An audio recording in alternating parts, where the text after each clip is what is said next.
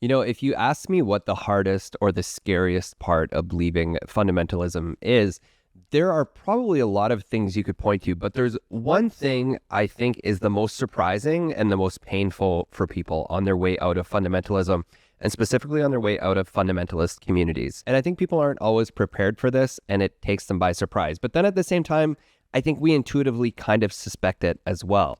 So this is what it is.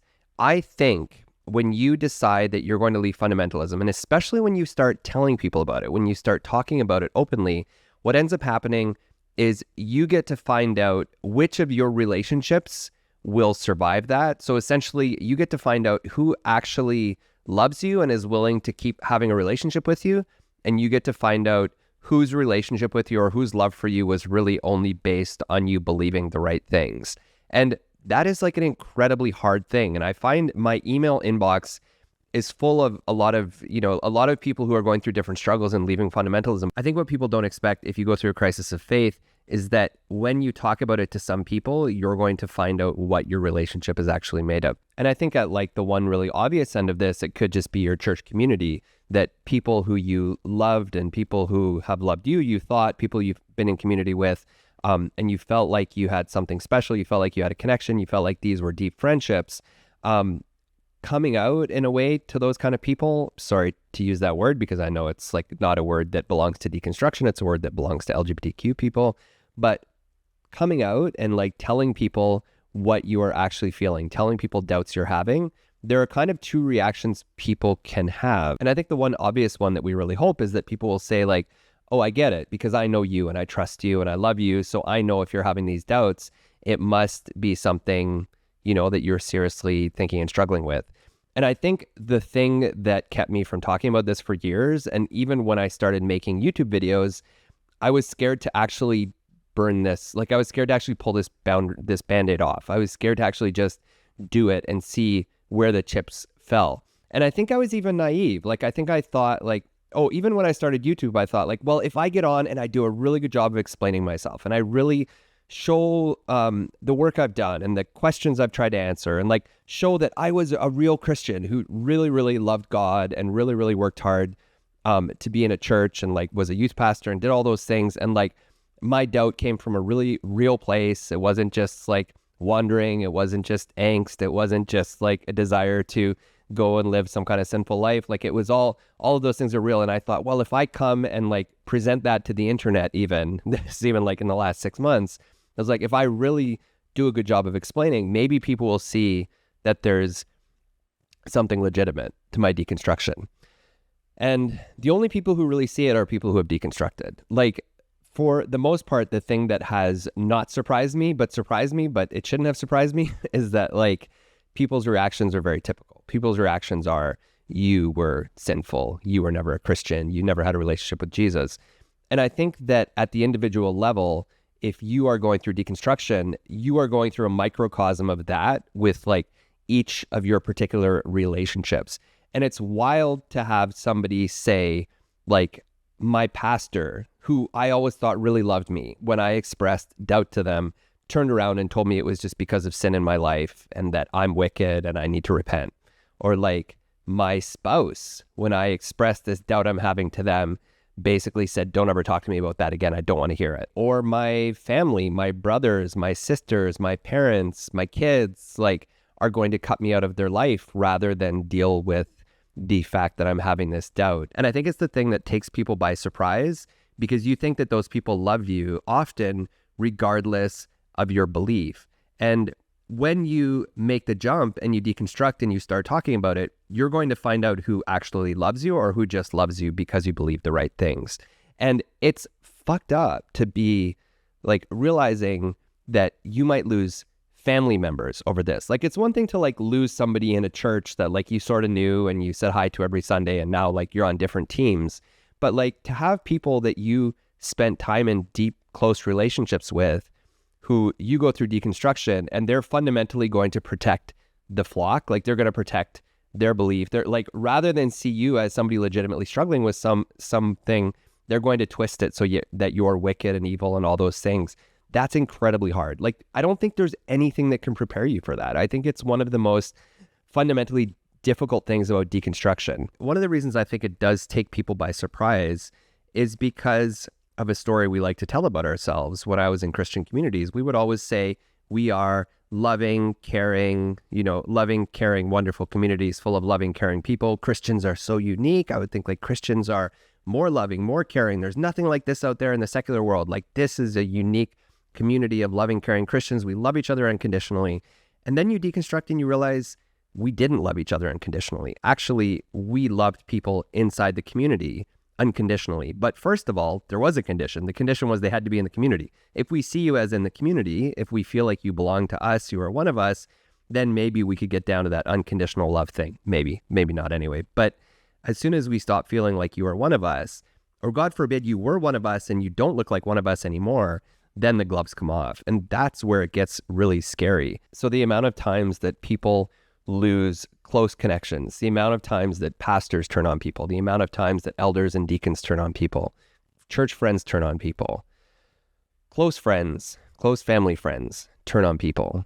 And then you get into like a closer family, like parents turn on their children. Like you stop and think about that. Like sometimes when kids deconstruct, their parents will turn on them and will act like they have done something wicked and wrong, or will choose. And this is like, you imagine as a kid, like this is probably the most painful thing, is your parents might choose the church over you. As a kid, if you're deconstructing and being open with your family about it, your family might choose the church over you. Your spouse might choose to stay in a fundamentalist community rather than to stay in love with you and walking with you like in a marriage. And that is fucked up. Like that is so heavy to wrap your head around what that is actually going to do to you and to your life. Like it's just wild. And it is, as a side note, it's one of the reasons why I know that it's an open question whether fundamentalist evangelicalism is a cult or not. I think it has a lot of cult-like elements.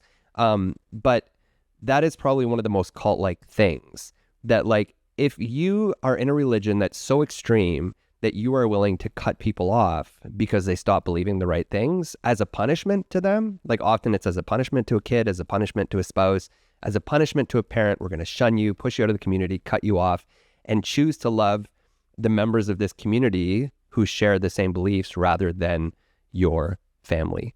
That's messed up. And it's hard to say, like, in some cases, you can't even do anything about it. Like in some cases, that's just, maybe there could be reconciliation, but in a lot of cases, deconstructing and talking about it and being open about it might mean going through life without a relationship with your parents, without a relationship with your spouse, without a relationship with your kids, without a relationship with people you spent your whole life around. And losing those relationships, losing that is really hard.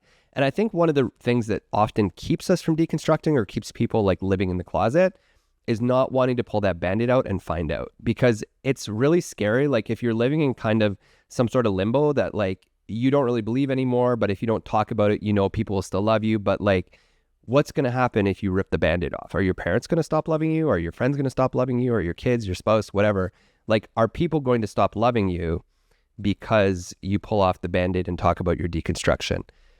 And then if they do stop loving you, well, what was your love ever in the first place? Like, what was their love for you in the first place if it was just based on you believing the right things? So much to unpack here. There's so much, and I can't really do justice in one video. But I think that fear of coming face to face with the fact that the people you love might choose the cult over you is really, really scary. But it's a reality that a lot of people are going to have to face. A lot of people are going through this as they deconstruct. I wish there was a really nice bow here. I wish there was like, I could say like, here's 3 tips for getting through it. Like, I don't think there's any tips that can get you through the fact that you might lose relationships over deconstructing. Even though you didn't choose to deconstruct, like I know the person on the other side thinks like you chose this, I've met very few people deconstructing who chose it. For the most part, it's something that you come to kicking and screaming because you realize that there are deep problems with the beliefs that you've held and they no longer serve you anymore. Now, the one thing is like I often paint evangelical fundamentalists with the same brush, but like within any church community, even extreme church communities, in my experience, I've seen 2 groups of people. On the one hand, there are people who will see people they love going through difficult things and their love will help them ask hard questions about their faith. And for example, I've known a lot of parents with gay kids, for example, who have always believed one thing about being gay, and then their kids come out and they're like, okay, I love my kid. I know my kid, means the best and all this. Like, I trust them as humans. Like, there must be something to this, and I need to reassess that. And I've known people who have gone through, a kid coming out and saying, I'm still going to love them even more. Like, there must be something different. And I want to applaud those people, because if you are still in, even if you're going to stay in that evangelical fundamentalist community, if you choose not to sacrifice the people in your life who question or who leave, that's an amazing thing. But there are also another group of people, and I think they often are certain type of people with a very fundamentalist, very dogmatic mindset, who are so challenged and so threatened by you leaving or changing your beliefs or whatever, that they are going to sacrifice your relationship to keep their dogmatism. They'll sacrifice that relationship to essentially keep their very toxic, narrow fundamentalism.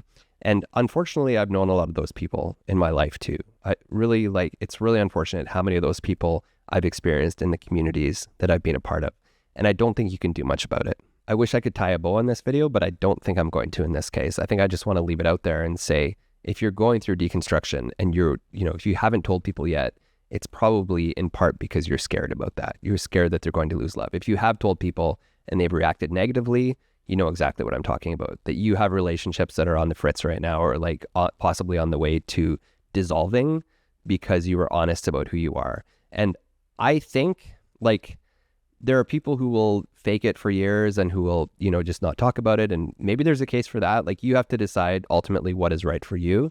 But if you've already gone through it, if you've pulled the Band-Aid off, or if you're ready to, but you're scared, you do have to ask yourself, if these people only love me because I believe the right things, or if they only love me because I fit in their right community or whatever, do they actually love me? Is that actually love that I want to be accepting and receiving?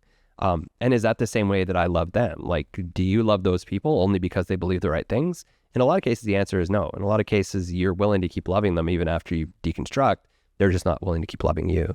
And that's a really hard thing to deal with, but ultimately it's about them. Ultimately, there's just only so much you can do in that world. So to me, that's probably one of the hardest things about deconstructing. I don't think a lot of people realize it, although I think we do, in subconsciously even, I think we probably realize it. But I just wanted to name that. I wanted to talk about it for 2 minutes.